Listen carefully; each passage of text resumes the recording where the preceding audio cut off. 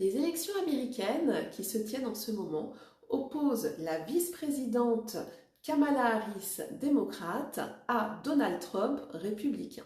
Plusieurs millions d'Américains ont déjà voté par anticipation ou par correspondance et ce mardi 5 novembre, le scrutin se tiendra en physique dans les bureaux de vote. Comment se déroulent les élections présidentielles aux États-Unis?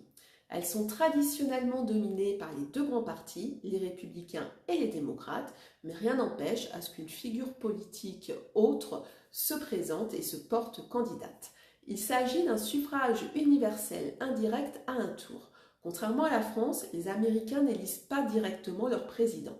Ils votent pour un des binômes candidats à l'élection présidentielle, président, vice-président, et leur vote va seulement permettre de choisir les 538 grands électeurs qui, à leur tour, désigneront un candidat pour la présidentielle. Pour gagner, le candidat doit obtenir au moins 270 des voix formant les grands électeurs, c'est-à-dire la majorité absolue.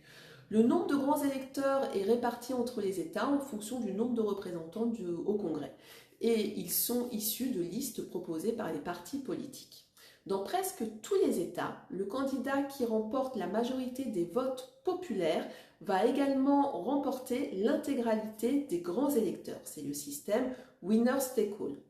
Cela peut aboutir à certaines incohérences où une voix d'avance sur les votes populaires va permettre de remporter l'intégralité de l'État.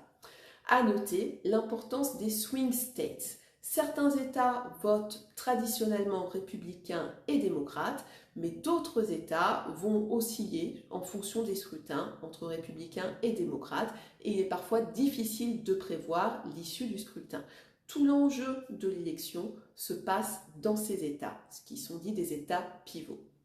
En plus de l'élection présidentielle, les Américains éliront également des membres du Congrès et se prononceront sur des initiatives locales et des référendums, pour la plupart liés au droit à l'avortement.